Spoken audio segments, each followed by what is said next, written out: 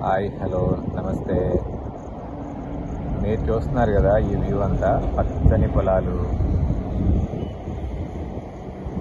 పొలాల మధ్యలో ఉన్నటువంటి దారులు, చాలా అందమైన వ్యూ కనిపిస్తుంది ఇక్కడ. ఇది చిన్న పల్లెటూరుకు వెళ్ళేటటువంటి దారి. ఈ దారి గుండా అప్పుడప్పుడు మాత్రమే వెహికల్స్ వెళ్తూ ఉంటాయి. మీరు చూస్తున్న అన్ని వరి పొలాలు అనమాట. ఇది దమ్ము చేయడానికి రెడీగా ఉన్నాయి. కొన్ని పొలాలు అయితే ఆల్రెడీ నాట్లు వేయడం జరిగిపోయింది. అంటే వరి పొలాలు ఓడ్చడం అనమాట. ఊడ్పులు అంటారు కదా, ఊడ్పు అంటే ఓడ్చడం, నాటడం. వెహికల్స్ వెళ్తున్నాయి కదా, చూస్తున్నారు చూడండి. వ్యూ చాలా బాగుంది. చుట్టూ గ్రీనరీ, పక్కన చేపల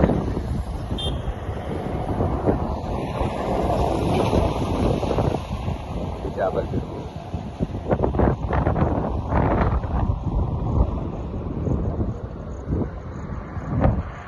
ఇలాంటి పచ్చని పొలాలన్నీ ఇప్పుడు లేఅవుట్స్గా మారిపోతున్నాయి.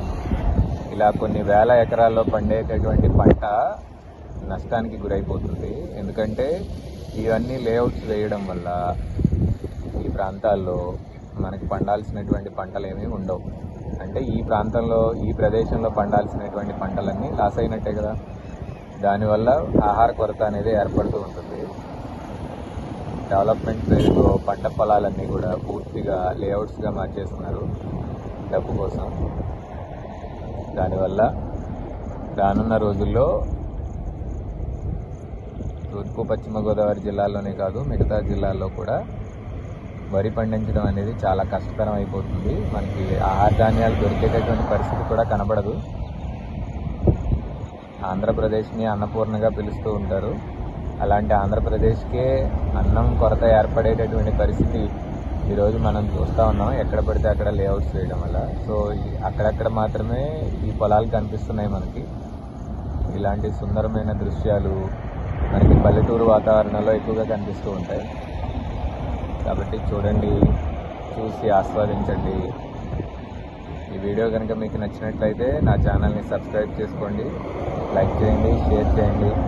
మరిన్ని అప్డేట్స్ కోసం నా ఛానల్ని వాచ్ చేయండి. Thank you so much.